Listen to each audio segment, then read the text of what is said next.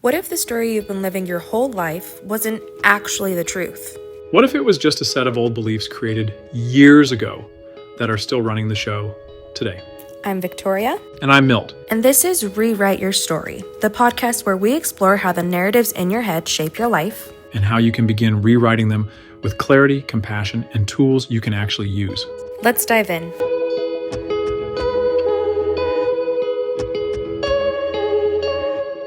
Welcome back, everyone. My name is Milton McClelland. My co-host Victoria is not here today. I'm going to be going over a couple of things. We know we've been talking about resetting for a little bit, but we were running everything through our tools to kind of see where we're at and how we're doing with instructing on the model. And it was coming back pretty clear that we're a little bit all over the place, that since really the holidays, we have not gotten our stride back. And this is pretty indicative of life sometimes. Like, we just had, in my personal life, we just had a bunch of major changes. We had our grandbaby, which is awesome. We had some staff changes at my work. That means my entire admin team went away, and when my entire admin team went away, we've been scrambling to try to figure things out. So we're in the process of rebuilding a lot of things, and the more we get into rebuilding things, the more we realize it's okay that we have to look at where we were, see where there was drift, and just kind of hedge us back. So we're okay that as we develop this new thing, we are going to make some mistakes. And sometimes when you're trying to do a new thing, you end up relying back on old stuff. One of the analogies I use a lot in therapy is that old skills are like the freeway system in our head. And we're so used to just driving on them, and there's such a smooth road. Like, I everyone loves driving the freeway, especially if there's no one else on the road. You can just drive as fast as you want, open it up, go through all of the lanes if you want to. And new skills are like old windy craggy roads. They take time to drive. In order to get them better, you have to straighten them out, you have to fill in the potholes, you have to pave them, and that just takes time. And so as we're building this new model, it's very much this new windy road, except that it's not brand new. So we're in the process of figuring this process out and explaining it better, while we are going to work on our chaotic structure and try to give you a more concise understanding of what we're trying to do. Because ultimately, this program we're building, and the more I look at it, the more I want to call it, a maps program. We're giving you the ability to really understand where you are in life and how to get to where you want to go. And so this self-alignment system, this self-alignment framework is really about getting yourself to the place where you can understand that no matter where you are, you can get to where you want to go. We're going to try to stay away from old terms like the DBT terms and the IFS terms. We're going to try to lean heavily into the SAS terms, and we're really going to start focusing on making sure our model is explained properly. So, one of the first things we're going to do is we're going to go over biology versus logic. So, we talked about this a lot. We talked about the fact that the brain loves quick answers because it's caring about survival and it's caring about allocating calories. It does not care about why, because why does not help you survive.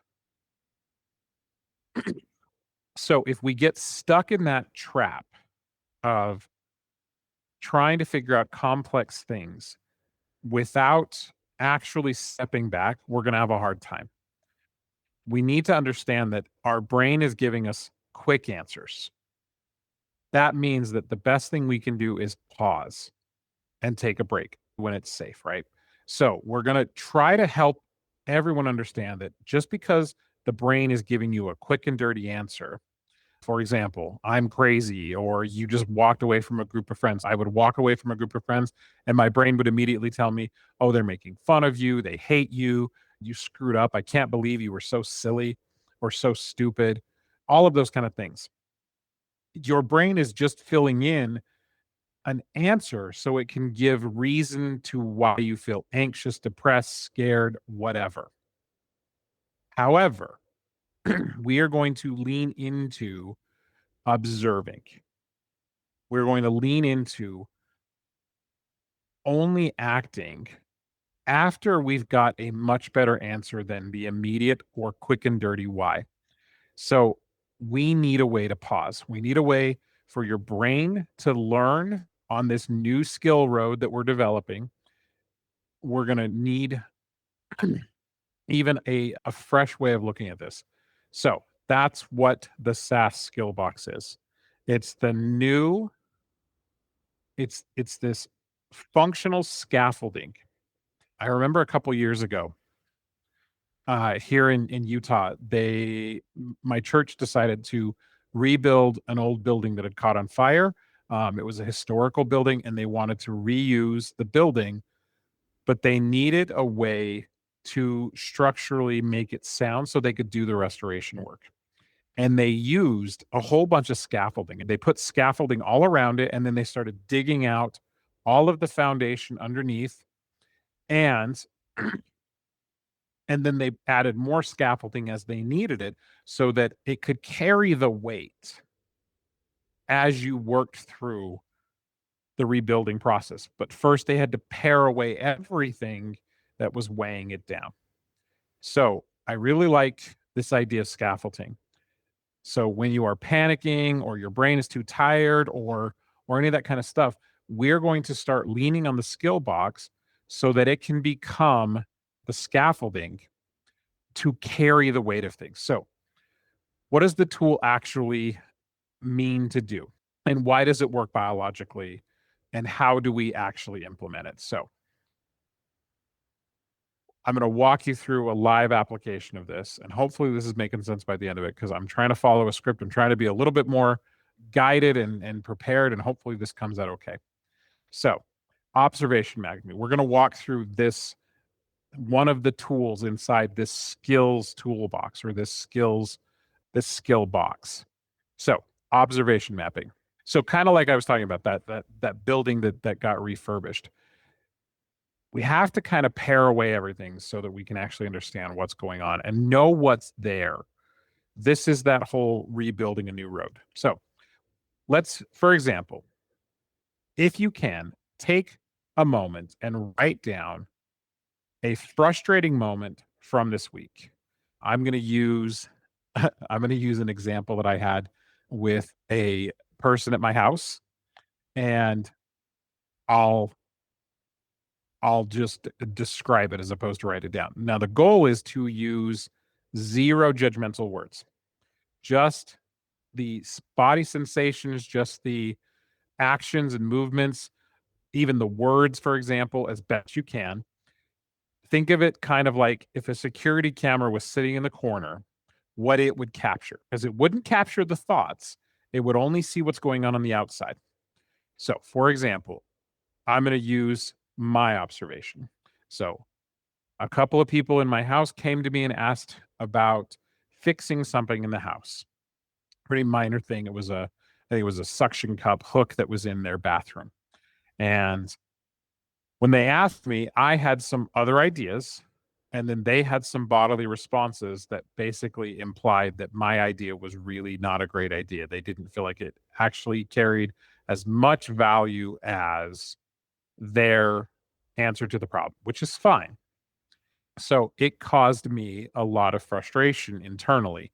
I, in fact, asked to not talk about it anymore because I didn't feel like I was being heard. So now we're going to go to how to look at that example. If I step away from that example, which I actually did step away, I left it. In fact, as I was walking away, another comment was made, and it took everything in me not to run back and jump back in the argument. So I walked away, and I noticed how I felt. I noticed that my chest had gotten tight, that I really wanted to argue. My fist, I think, had balled up a little bit, because that's one of the stances I normally take when I'm getting angry. It's one of the behaviors I do when I start to get upset is I ball up my fist because I run towards fights. I got a little bit tense, and I noticed that it would have been easier to just engage as opposed to stay in my bedroom and take a moment to myself and just focus on something else.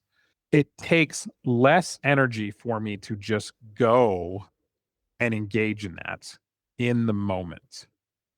Because there again, that's that freeway. That on-ramp came on, and my freeway is fight. So when that on-ramp came on, I very much wanted to jump on that old freeway system and start arguing with that member of my household. Not because I would have achieved anything, because I felt bad and I felt like they made me feel bad. And so that was me saying to them, you hurt my feelings. But this individual wasn't going to hear that, and they definitely weren't going to validate me. So it took more energy for me in that moment to stay where I was, to stay put. And that's something important to pay attention to, because generally speaking, when we're engaging in a fight, we want to engage in a way that gets everything out. But the problem is there's consequences. And those long-term consequences draw out all the energy that it takes to continue resolving that problem. But here's the difference. I didn't have any other burnt energy because I didn't get in a fight. Now, I actually just talked about this experience with my wife as we were driving back to the office from lunch, and I expressed a little bit of frustration about the way this other member of my household handled the situation, and she agreed with me that it was frustrating, and that was it. And that was what was nice about this. I didn't have to engage in the fight. So the observation, the way we're using this tool is, if we're mapping the observation properly, we can look even a couple days down the road, because again, observation isn't just about the moment. Observation is about the whole situation. In that whole situation, because I didn't give up my self-respect, I didn't lose any more energy over it. I didn't have to apologize. I didn't have to, walk around on eggshells throughout the house because I'd gotten in a fight again. I was able to just dissipate it and move on. So I want to go back to this structure as we wrap up here. We don't build structures to put people in cages. We build it to hold the weight when your brain wants to panic. So think about this. In that moment, because I've built a lot of scaffolding around being mindful, because I've built a ton of scaffolding around engaging in life differently than what I've done before, I have the support to not jump on my freeway of old behaviors. And that's really powerful. But in order to do that, you have to put in the work, you have to put the scaffolding up. You can't just tear down what was there. I tried to do that before, and I've tried lots of times to fix my life and make things better in my life. However,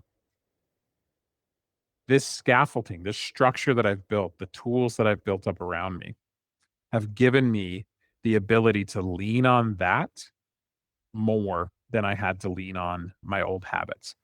So hopefully that makes a little bit more sense, that this skill box isn't just one tool. It's all of the tools. And ultimately, it's the scaffolding that we're going to use to strengthen our structures.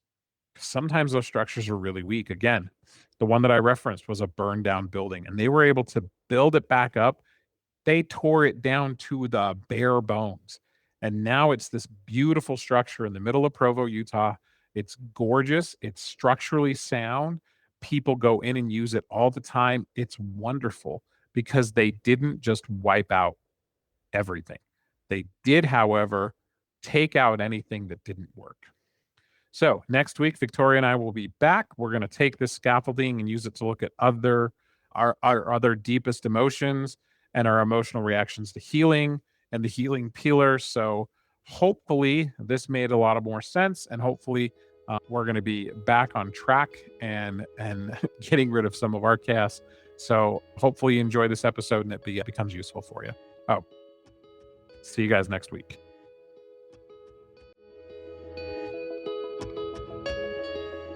Thanks for joining us for today's episode of Rewrite Your Story. Take a moment to notice what story showed up for you today. Remember, you're not your story. You're the one holding the pen. And each moment is a chance to write a new chapter. Be sure to join us next time as we keep exploring the path towards self-alignment. We'll see you then.